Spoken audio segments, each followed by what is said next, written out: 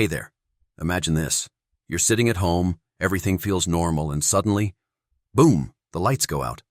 The familiar hum of electricity is gone, and you're left with nothing but silence and darkness. Blackouts, right? We've all experienced them at some point, but what if the darkness wasn't just inconvenient? What if it was something more sinister? In today's video, we're diving into 3 chilling blackout horror stories that will make you think twice the next time the power goes out. So grab a blanket, turn off the lights if you dare, and let's get into it. Before we start, let me know where you're watching from in the comments. I love hearing from you guys. Don't forget to hit that like button if you enjoy spooky stories, and if you're into all things creepy, subscribe for more. All right, ready? Let's get into the darkness. When I first laid eyes on Bramblewood Manor, I thought it looked like a scene out of a black and white horror film. The skeletal trees seemed to reach toward its crumbling walls, and thick clouds rolled overhead, threatening a vicious storm at any moment. I arrived at dusk with 3 classmates, David, Elise, and Tyler, to fulfill our weekend community service project, cleaning up this abandoned house and cataloging anything worth salvaging. We were told it was once a luxurious estate, but to me, it felt like a place the world had already forgotten. Inside the foyer, my flashlight revealed a grand staircase draped in cobwebs. Every step sent dust swirling around my ankles, and the light from the dying sun cast twisted shadows that made my heart flutter. The hardwood floor groaned under my weight, as if warning me to turn back. I glanced at David, who looked just as uneasy as I felt. Elise tried to be positive, snapping photos with her phone, while Tyler, ever the pragmatist, immediately started talking about the game plan. We'd split up, check each floor, and regroup before the storm rolled in. I volunteered to check the upstairs with David. Might as well see what we're dealing with, I said, forcing a confidence I didn't really feel. The second-floor hallway was lined with portraits of the manor's previous owners. Each painting looked older than the last, their eyes eerily tracking our movements. One portrait of a woman in a high-collared gown made me pause. She seemed half smiling, half sneering, as though she was amused to see me there. Just then, a sharp crack of thunder shook the house, and the overhead light in the corridor flickered. "Power's probably on its last leg," David muttered. He tried a light switch on the wall, but the bulb simply sputtered and died. My stomach lurched. We still had flashlights, but I dreaded the possibility of losing them in a place like this. Downstairs, I could hear Elise and Tyler rummaging around, their voices echoing faintly. Another boom of thunder sent me and David rushing to check the rooms faster. The first bedroom smelled of mold and decay, with water stains on the ceiling. A large mirror stood in the corner, draped in a filthy sheet. I brushed it aside out of curiosity, and my flashlight's beam caught my reflection. Except I thought, for just a heartbeat, I saw someone else's silhouette behind me. I spun around, heart pounding, but the room was empty. "Hey, you okay?" David asked, poking his head in. I nodded, trying to brush off my jitters. We moved on to the next bedroom, then another. Most were empty, just peeling wallpaper, broken furniture, and more dust than I'd ever seen in one place. Outside, rain began to pelt the windows, intensifying with every minute. I hoped the storm might pass quickly, but it sounded like we were in for a long night. By the time we reached the last room on the floor, I heard a shriek from downstairs. I recognized Elise's voice. My heart jolted, and David and I dashed back to the foyer. In the flickering glow of a weak ceiling light, Elise stood near the door to the basement, her hand clamped over her mouth. Tyler was beside her, gripping a rusted padlock in one hand. "What happened?" I asked, rushing to her side. Elise, wide-eyed, swallowed hard before speaking. "We found a dead animal in the basement, or what's left of it," she said, voice trembling. "Something big. It's been torn apart. Didn't smell it until we opened the door. I wasn't expecting that." Tyler shone his flashlight down the basement steps. "Might be raccoons or something. Let's just keep the basement locked for now." He gave a nervous chuckle that didn't quite mask his unease. "We can tell the officials about it later." At that moment, the final overhead bulb fizzled out, plunging the foyer into near darkness. All that remained were our flashlights. The storm outside raged, and thunder rattled the windows. I felt a chill wind seep under the front door, sending a tremor through my body. We tried to make a quick plan, gather our cleaning gear, set up the sleeping bags in one of the less repulsive rooms, and weather the storm. It didn't take long to realize the house had other plans. As we rummaged for candles in the old kitchen cabinets, a metallic crash echoed from somewhere above us. David and I exchanged a glance. Tyler and Elise froze. "I'll check it out," David said, heading into the darkness. My heart hammered. "I'll come with you," I offered, not wanting to be alone either. We climbed the staircase, every squeak and groan amplified by the total darkness surrounding us. I called out, "Hello?" My voice sounded frail.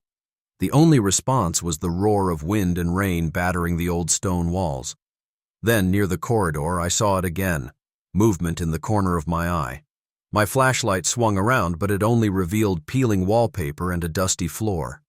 We found a toppled coat rack in one of the bedrooms. It must have been precariously balanced, maybe knocked over by a draft. That's what I told myself anyway. I lifted the rack, my hands shaking, and noticed something carved into the wood. A series of deep scratches, like gouges left by sharp claws. I pressed my lips together to keep from yelping in alarm. David's eyes were wide. "What the hell did that?" he whispered. Before I could respond, an explosive crash of thunder nearly made me drop my flashlight. We heard footsteps, rapid and heavy, pounding along the hallway outside. My heart jumped to my throat. David rushed to the door and threw it open, shining his beam down the passage. Empty. The footsteps stopped. Only the relentless storm remained. We hurried downstairs, afraid of what we might find. Elise and Tyler stood in the foyer, candles lit around them, the warm glow flickering against their frightened faces. "What was that noise?" Elise asked. Her voice wavered. David and I exchanged a glance. We're not sure. "We heard running up there," I said, my voice hushed as though I feared the walls had ears. "There's something off about this place." "No kidding," Tyler said with a grim look. He handed me a candle and I nearly dropped it when lightning flashed, revealing a tall silhouette behind Tyler. Just for an instant. I inhaled sharply, stepping forward and swinging my flashlight around. Nothing. Just shadows cast by the dancing flames. Yet the hair on my arm stood up and goosebumps prickled my skin. We decided to barricade ourselves in the drawing room, which had fewer windows and felt slightly less menacing. We pushed some old furniture against the door. Elise set out the candles on a dusty coffee table. The four of us huddled on the floor, our voices muted by fear. The storm raged, rattling every window while the manor's ancient bones seemed to shift and sigh in protest. "Let's just wait for morning," I said. "The sun will come up, and we can call for help if the power's still out." Tyler nodded. "Agreed. I tried the phone in the foyer, but the line's dead. My cell doesn't have a signal either." For a few moments, none of us spoke. My mind drifted to the rumors I'd heard about Bramblewood Manor, that it was once home to a reclusive family rumored to dabble in the occult, that visitors sometimes vanished. I used to dismiss such tales as gossip. But now, in the darkness and thunder, they felt far too real. Then the candles wavered. A gust of cold air swept through the room, snuffing one flame out entirely. Elise leaned forward to relight it, but froze. "Did anyone else hear that?" she whispered. I strained my ears. At first, only the storm. Then, voices. Faint, murmuring voices like a distant conversation. I couldn't make out any words. My pulse thundered in my ears. Slowly, I rose and pressed an ear to the door. The voices grew louder, but they seemed to come from all sides, echoing through the manor's corridors. Suddenly, a loud thump reverberated against the other side of the door. I stumbled back as Tyler braced against it, arms shaking. Someone was pushing, trying to force its way in. My flashlight beam trembled over the door's cracked panel. The handle jiggled. The wood groaned. I saw an arm push through the gap, pale and twisted, nails blackened, swiping at the air. Elise screamed. David yanked me away as a cold, foul odor wafted into the room. Tyler shoved a chair against the door, but the force on the other side kept coming. Candles toppled, and we were plunged into strobing darkness again as lightning flashed and thunder roared. "Help me!" Tyler shouted. David joined him, throwing his shoulder against the furniture pile. Elise fumbled with her flashlight, dropping it with a clatter that made my heart lurch. I lunged for it, but instead knocked it across the floor. In the frantic confusion, I thought I saw a pale face in the darkness just beyond the door, its eyes wide and unblinking, mouth contorted in a silent scream. Then, as swiftly as it began, the pressure stopped, the door slammed shut, the voices faded, and the corridor went silent except for the unending drumming of rain on the roof. We stood there panting, hearts hammering. My entire body trembled, and my mind raced to process what I'd just seen. Tyler's face was ashen, his eyes brimming with terror. "We can't stay here," Elise murmured, tears streaking her cheeks. "We have to get out. I don't care if it's storming." I nodded, swallowing hard. "Let's grab our bags and make a run for the car. If we can't drive out, we'll at least try the main road." Without argument, we gathered our things as quickly as our shaking hands allowed. My heart felt like it was about to burst from my chest.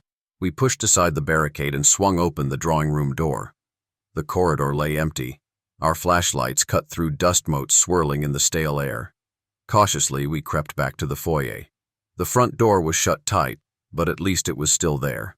No more silhouettes, no sign of the pale arm that had tried to claw its way in. I yanked the door open, and a burst of cold rain drenched my face. I breathed in the night air like it was salvation. "Come on," Tyler urged, flicking his flashlight across the yard to find the path. Mud pooled around our ankles as we sprinted, the storm pouring down with ferocious intensity. I glanced over my shoulder at the manor's looming shape. Lightning flashed, revealing a figure standing in the doorway. Even from a distance, I sensed it watching us, dark eyes fixed and hungry. I tried not to scream. Instead, I pushed forward, shoes squelching through the mud. Elise fumbled with the car keys, dropping them twice before managing to unlock the doors. We piled in, water dripping from our clothes. Tyler turned the ignition, and the engine roared to life. Relief flooded me like a tidal wave. Headlights cut through the gloom, illuminating the twisted driveway. As we peeled away, I caught one last glimpse of Bramblewood Manor in the rearview mirror. A single window glowed faintly. Impossible given the power outage. It was as if the house itself was alive, powered by darkness. None of us spoke for the entire drive back to town.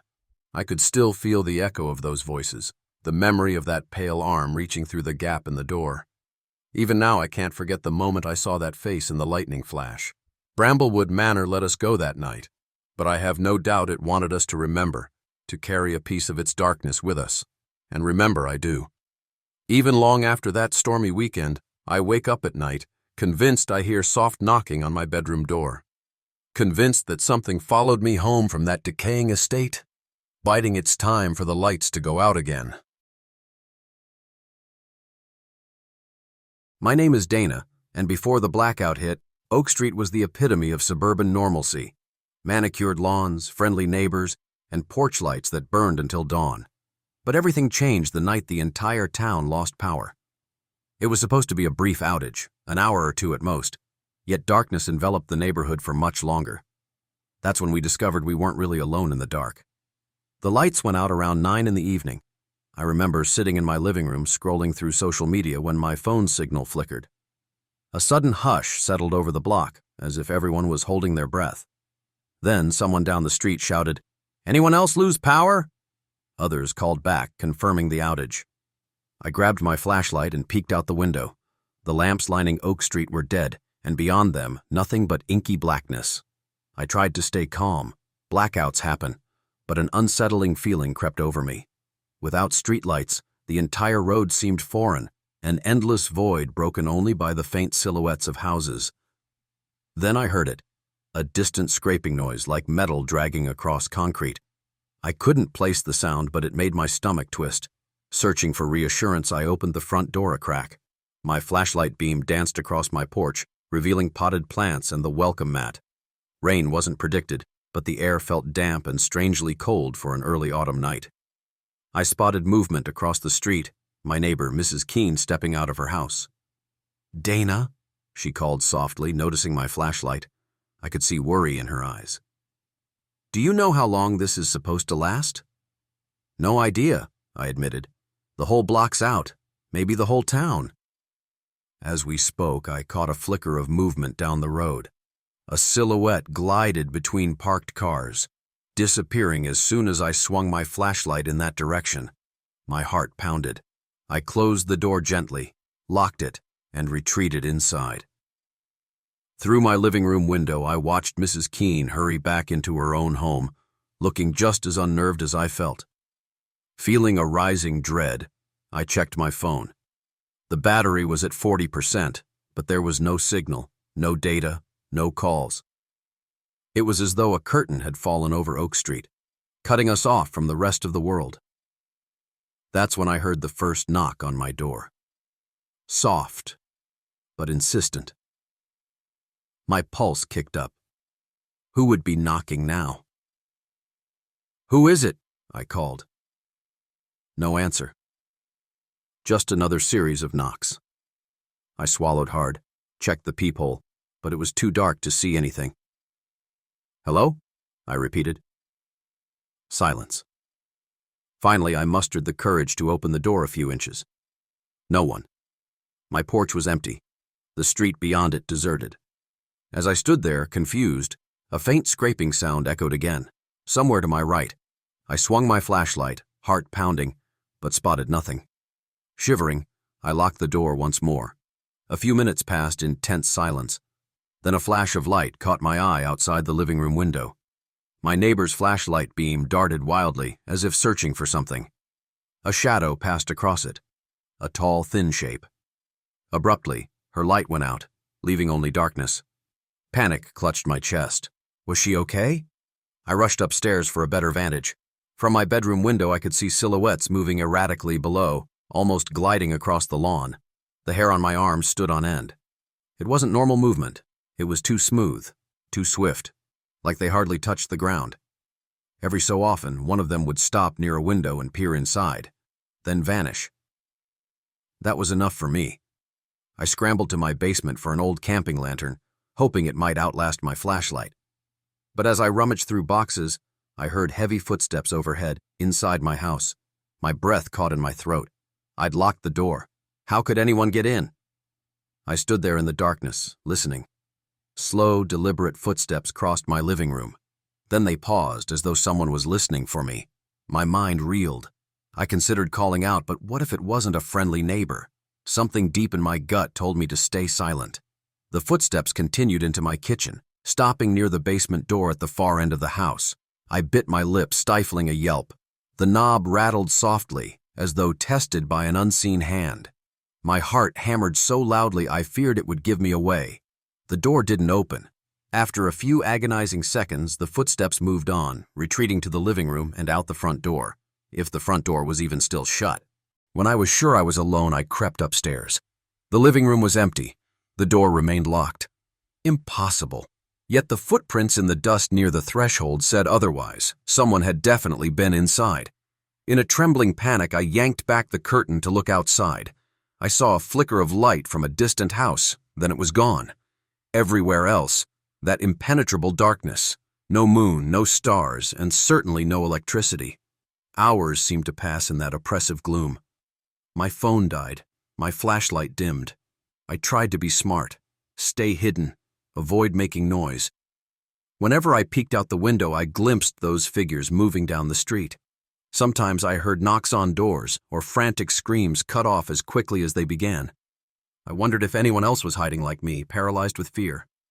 At one point, the neighbor's porch across the street lit up with a single candle. My heart leapt. Maybe they were sending a signal for help. But a moment later, I saw one of those shapes glide onto the porch. The candle's flame wavered and died, and I heard a soft knocking, followed by silence. A frantic pounding erupted at my own door. This time, it was accompanied by a voice, ragged, panicked. "Dana, open up! Please!" It was Mrs. Keene. My heart soared with relief. I raced to unlock the door, shining my flashlight in her face. She was drenched in sweat and visibly trembling. "They're out there," she gasped, clutching my arm. "They come when they see light." "Oh God, I didn't know." I lit a candle and one of them... It almost... She broke off, sobbing. I pulled her inside and locked the door again. She sank to the floor, struggling to catch her breath. I noticed she had scratches on her forearms, like she'd been clawed by something. "Your phone?" I asked, even though I suspected the answer. She shook her head. "No signal. Dead battery." I gave her water, and we huddled in silence for a while. The only sounds were the faint scuff of movement outside and our own ragged breathing. Time became meaningless. The blackout showed no signs of ending. Occasionally, the doorknob rattled or we heard scraping along the walls. Twice, someone tried the windows, but they were locked. Thank God. When the horizon finally lightened with the first hints of dawn, I almost cried with relief. Through the thinning darkness, I could see that Oak Street was in shambles. Front doors stood ajar. Some windows were shattered. The shapes had vanished with the return of daylight, leaving no trace except footprints and scratch marks on walls.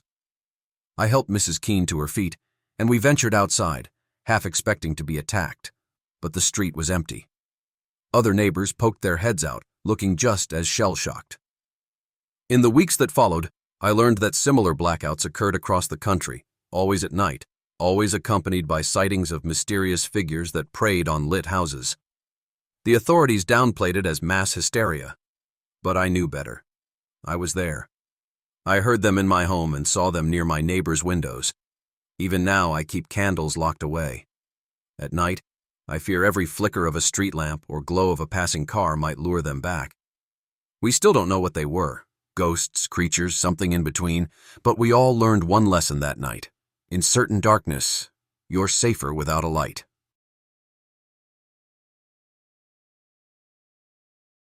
I was one of the last radio operators left in Blackport, a small coastal town hugging the Atlantic. People called me Marv the Radio Man, a nickname that stuck around long after my short-lived gig as a late-night talk show host. Our station was a relic, a squat building on the edge of the harbor with antenna cables stretching out like steel spiderwebs. Normally, I'd broadcast local news, community bulletins, or the occasional sea storm warning. But the night the rolling blackout started, my job changed forever. It began with strange reports from cities across the globe, entire power grids failing without explanation, plunging millions into complete darkness. Some blackouts lasted minutes, others lasted days. News anchors speculated about cyber attacks or solar flares, but no one knew for sure. Then came the rumors, people vanishing, inhuman sounds in the night, flickers of impossible lights dancing on horizons. Most folks shrugged it off as doomsday hysteria. Not me. I'd heard the frantic phone calls on my radio show, listened to the shaky voices describing figures in the dark. I believed them. Blackport was spared until one windy evening when the power lines hummed, flickered, and died.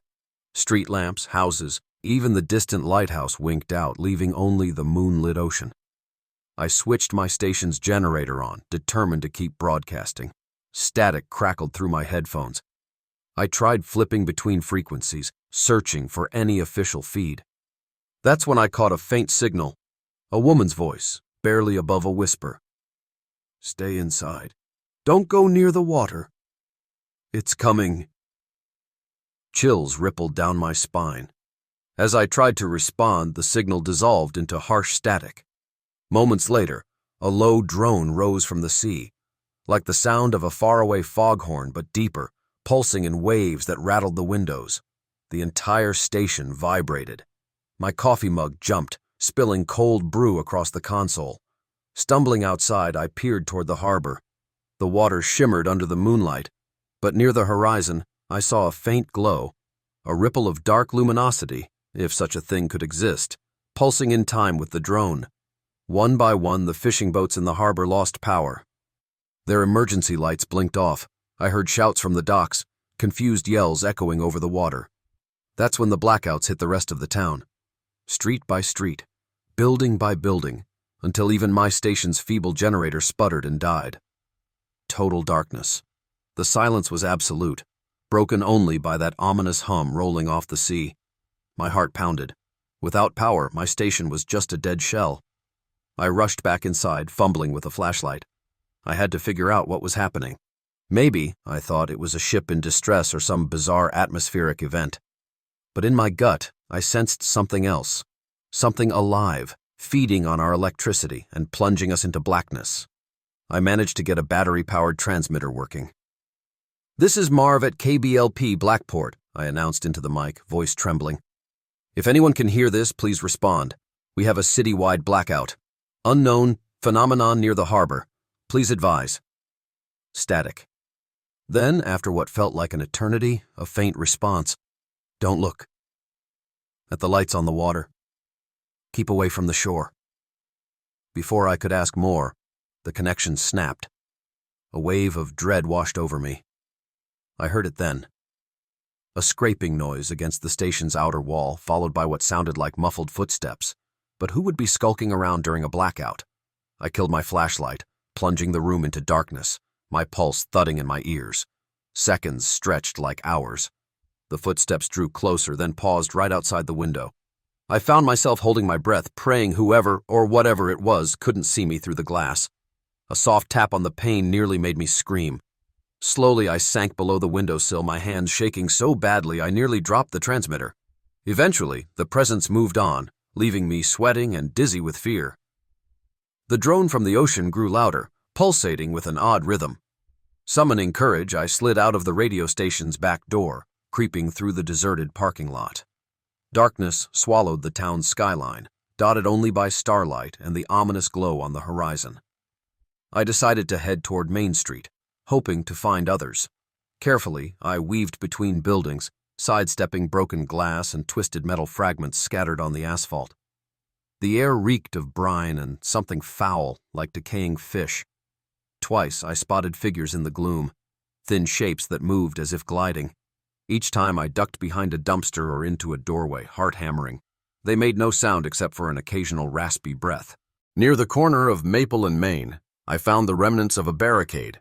Wooden planks, overturned trash cans, and a few abandoned vehicles were arranged haphazardly. A small group of townspeople had gathered there, flashlights turned off. I recognized the local grocery clerk, the librarian, and Old Man Stanley, who ran the hardware store. They looked terrified. "Marv!" hissed the librarian when she recognized me. "Keep your voice down. Those things are everywhere." We crouched behind an overturned car as they told me what they'd seen. People snatched from doorways, dragged into the dark, shadows moving with uncanny speed. Strangers still, near the shore, some described seeing lights beneath the water, like a massive shape glowing in pulses, each surge accompanied by that droning hum. "It's like they're drawn to anything bright," Stanley whispered, clutching a crowbar. "Even flashlights or lit cell phones attract them." My thoughts darted to the radio station, how the generator died so fast. Was it just a mechanical failure, or something else? Something feeding off power sources? We exchanged theories in hushed voices, but no one had answers.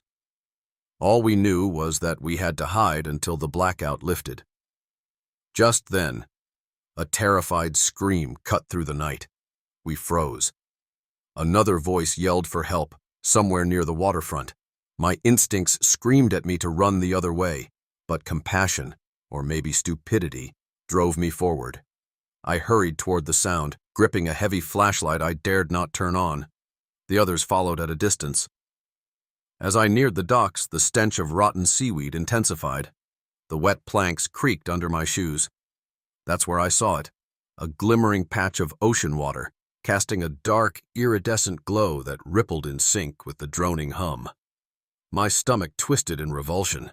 The glow undulated like a living thing, revealing shadowy forms just beneath the surface, twisted shapes moving in unison. Then I saw a man pinned to the dock, struggling as a tall figure loomed over him. The figure's limbs were elongated, its face obscured by darkness, but I caught a glimpse of eyes reflecting that sickly glow. Without thinking, I switched on my flashlight. The beam caught the creature's face, pale, slick with something like seaweed clinging to its cheeks. It hissed, an inhuman sound that sent me staggering backward. In one fluid motion, it turned those bulging eyes on me. The droning from the ocean intensified, almost deafening now. My flashlight flickered as if the batteries were dying, but I kept it on, aiming at the creature. It recoiled, shrieking in fury, and darted off into the shadows. I rushed to the fallen man, who was bleeding from claw-like wounds. The townspeople arrived, and we hauled him to his feet. He was delirious, muttering about shapes rising from the ocean floor. We retreated, hearts pounding, the man limping between us. At that moment, another wave of darkness fell. My flashlight died completely. In the pitch-black chaos, I heard splashing as more of them emerged from the water. "Go!" someone shouted. We stumbled back up the pier, guided only by the faint starlight above. Behind us, the drone reached a crescendo, then abruptly vanished, as if something had dived back under the waves. Somehow, we made it back to the barricade. The man we rescued was barely conscious, but still breathing. It felt like hours before we saw the first hint of sunrise. And with the dawn, the power slowly returned. Streetlights flickered to life, and building alarms wailed. The glow on the horizon disappeared, leaving only calm seas and an empty dock. I broadcast the story that morning, urging people to stay away from the water at night. Unsurprisingly, the national news dismissed the sightings as hysteria. But we in Blackport knew the truth. We'd seen the shapes that lurked in the blackout, heard that alien drone from the deep. We'd felt the powerlessness of total darkness. Now, every evening when the sun sets, I watch the sea from my station's window. The memory of that pulsating glow still haunts me. And when the power flickers, even for a second, I pray it's not the start of another blackout. Because in the silent dark, something ancient and hungry stirs beneath the waves, and we are but stranded lights on its endless horizon.